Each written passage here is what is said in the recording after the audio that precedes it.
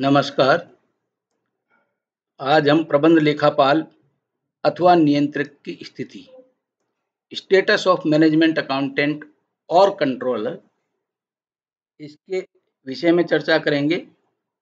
इसके साथ ही साथ प्रबंध लेखापाल अथवा नियंत्रक के गुण, qualities of A management accountant और कंट्रोलर, इसके संबंध में भी चर्चा करेंगे। सबसे पहले हम प्रबंध लेखापाल की क्या स्थिति है इसके बारे में चर्चा करते हैं। प्रबंध लेखापाल की प्रबंध के सोपान में जो स्थिति है वो कोई निश्चित स्थिति नहीं है। ये स्थिति केवल उसके पद से जुड़ी हुई नहीं है, बल्कि उसका जो व्यक्तित्व है, उसकी मानसिक स्थिति है, देश की औद्योगिक पृष्ठभूमि है, उसकी व्यक्तिगत योग्यता है, कार्यकुशलता है, उसकी ईमानदारी है, दूसरों के विश्वास जीतने की क्षमता है, इन सब पर निर्भर करती है।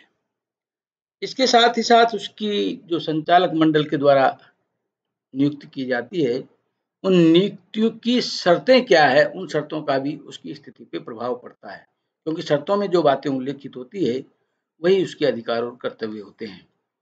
तो उसकी जो नियुक्ति है वो संचालक मंडल के द्वारा निर्धारित की जाती है। तो विभिन्न संस्थानों में उसकी स्थिति भिन्न भिन्न होती है।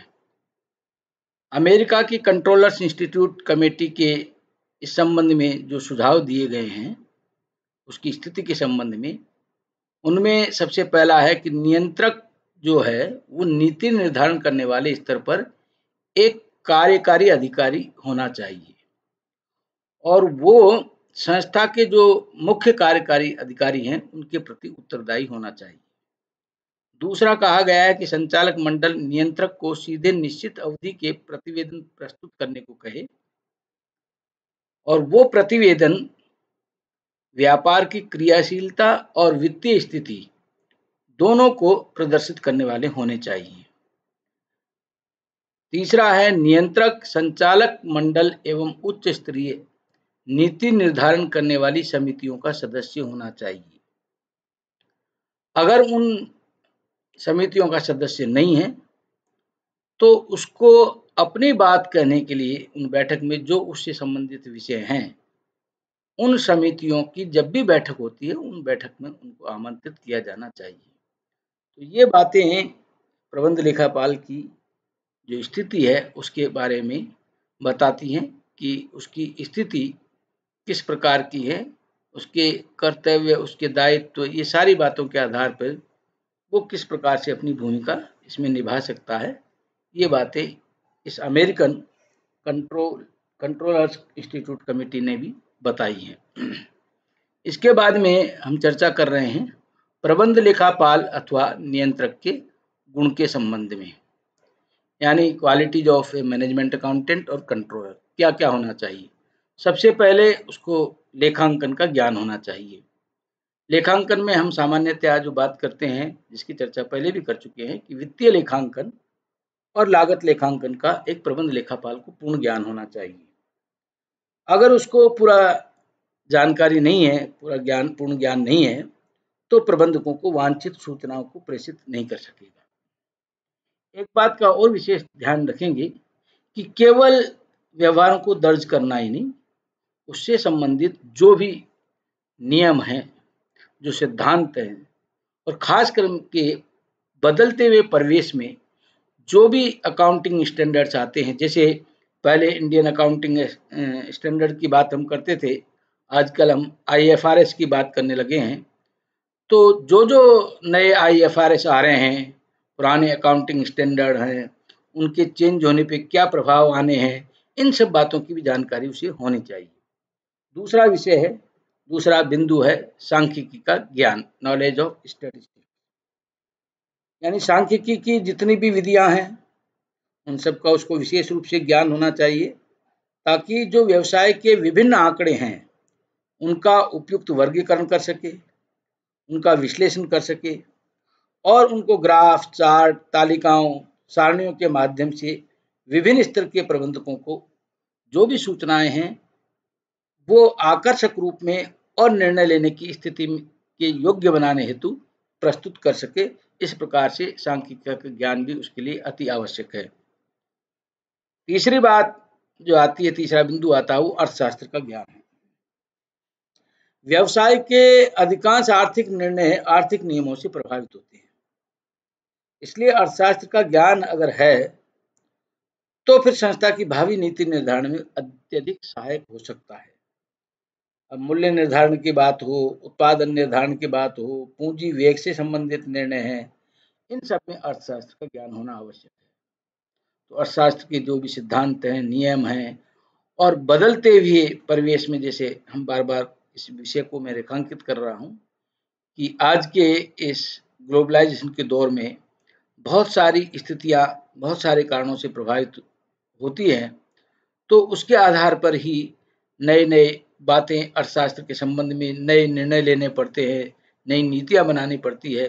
तो उनके संबंध में भी अगर अर्थशास्त्र की सिद्धांत और नियमों की जानकारी है तो त्वरित उनका निर्णय लेने में सहायता रहती है। उसी आधार पे सारी सूचनाओं का संकलन, संप्रेषण, विश्लेषण, सब बातें उसके आधार पे की जा सकती है। इसके बाद में आता है कानून का ज्ञान, नॉलेज ऑफ लॉ। प्रत्येक व्यावसायिक संस्था को उसके देश में जो भी कानून लागू होते हैं उन कानूनों का लगातार पालन करना पड़ता है, और कानून की जो जटिलताएं हैं वो हम देखते हैं कि दिनों दिन बढ़ती हुई जा रही हैं। तो उसके लिए आवश्यक है कि व्यवसाय को प्रभावित करने वाले जितने भी कानून हैं उनका उसको ज्ञान होना चाहिए। जैसे हम कह सकते हैं कि नवीन पूंजी निर्गमन के संबंध में हो, लाभांश के बंटवारे के संबंध में हो, ह्रास एवं संचय के संबंध में हो, अंतिम खातों के प्रकाशन के संबंध में हो, अंकेक्षण के संबंध में भी जो कानूनी व्यवस्थाएं हैं, तो उन सब का पालन किया जाना चाहिए। तो इसके लिए एक प्रबंध लेखापाल के लिए आवश्यक है कि उसको जो भी व्यवसाय से संबंधित कानून देश में परिवर्तित हो रहे हैं, लागू हो रहे हैं, उन सब के बारे में भी जानकारी होनी चाहिए, उनका ज्ञान होना चाहिए। इसके बाद में आता है मनोविज्ञान का ज्ञान, नॉलेज ऑफ साइकोलॉजी। उनको अपने अधीनस्थ कर्मचारी और अन्य विभाग के कर्मचारियों से भी काम लेना पड़ता है। तो यदि कर्मचारियों के, अधिकारियों के मनोविज्ञान की अगर उसको अच्छी जानकारी हो तो अच्छा कार्य ले सकता है, उनसे मधुर मानवीय संबंध भी बनाए रख सकता है। क्योंकि मनोविज्ञान का यदि ज्ञान नहीं होता है तो केवल नीति, नियम, कानून बनाकर ही काम नहीं चलाया जा सकता। ह्यूमन फैक्टर का बड़ा रोल है। हम जैसे कई बार कहते हैं कि घोड़े को पानी तक तो ले जा सकते हैं लेकिन पानी पिला नहीं सकते। तो इसलिए इसी प्रकार से मनुष्य को हम काम तो दे सकते हैं, एक सर्टेन उसके बारे में रूल्स रेगुलेशन बना सकते हैं, लेकिन किस प्रकार से उसका काम, उससे काम लेना या काम भी कर देगा तो कितने मनोयोग से करता है, तो इसके संबंध में उनके मनोविज्ञान की जानकारी भी होना आवश्यक है। अगला बिंदु है व्यापारिक एवं औद्योगिक संनियमों का ज्ञान, नॉलेज ऑफ मर्केंटाइल और एंड इंडस्ट्रियल लॉज। देश में जितने भी इस संबंध में कंपनी अधिनियम हो, साझेदारी अधिनियम हो, विक्रय अधिनियम हो, कारखाना अधिनियम हो, ये जितने भी अधिनियम हैं इन सब के बारे में भी उसको जानकारी होनी चाहिए। इसके बाद में अगला बिंदु आता है प्रभावपूर्ण व्यक्तित्व, इफेक्टिव पर्सनैलिटी। इस प्रबंध लेखापाल का व्यक्तित्व प्रभावपूर्ण होना चाहिए। उसके व्यक्तित्व में व्यवहार कुशलता होनी चाहिए, कार्य के प्रति निष्ठा होनी चाहिए, ईमानदारी, मेहनत जैसे गुण हों, विनोदी स्वभाव हो। अगर उसका स्वभाव हंसमुख स्वभाव नहीं है तो भी लोगों से काम करवाना बड़ा मुश्किल रहता है। इसलिए उसकी पर्सनैलिटी से ऐसा लगना चाहिए, एक वाइब्रेंट पर्सनैलिटी होनी चाहिए कि लोग उसको देख करके, उसके व्यवहार को देख करके, उसके आचरण को देख करके, उसके कार्य पद्धति को देख करके प्रभावित भी हों और उसके व्यक्तित्व के साये में, उसके अंतर्गत अपने कार्य को संपादित कर सकें। तो एक उसका व्यक्तित्व भी प्रभावपूर्ण होना चाहिए। इसके बाद में संस्था में रुचि, deep interest in the firm. संस्था के साथ उसका आत्मीय संबंध होना चाहिए और ये देखना चाहिए कि संस्था की सफलता में ही उसकी सफलता है।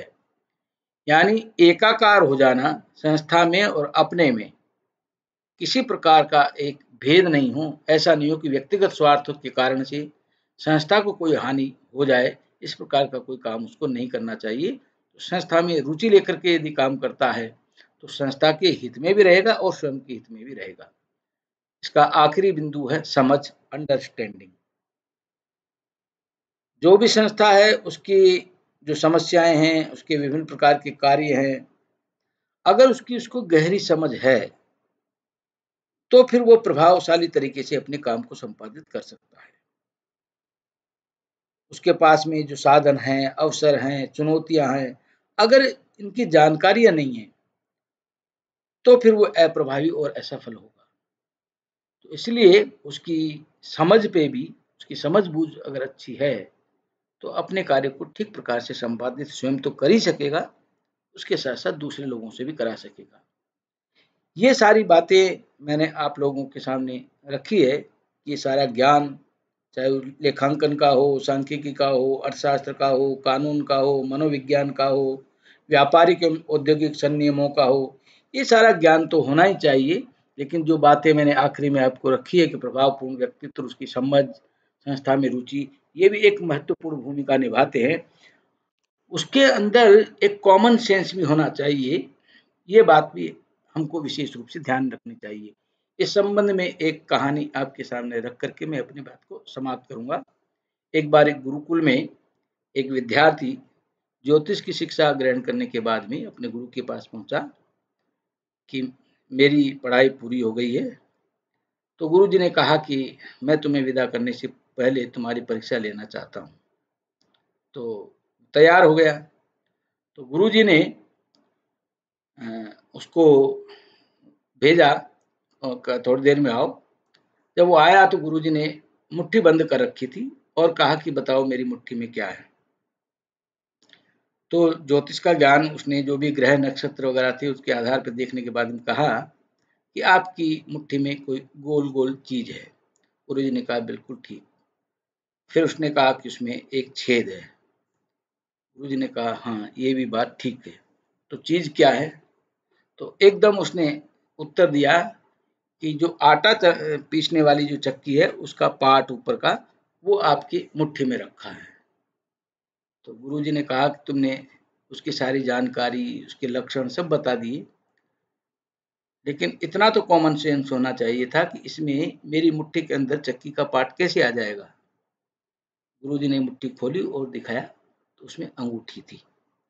तो केवल ज्ञान होना ही पर्याप्त नहीं है, ज्ञान के साथ साथ एक सहज बुद्धि, जिसको हम कॉमन सेंस कहते हैं, वो भी होनी चाहिए। अगर कॉमन सेंस हमारा नहीं है तो हमारा सारा ज्ञान व्यर्थ हो जाएगा।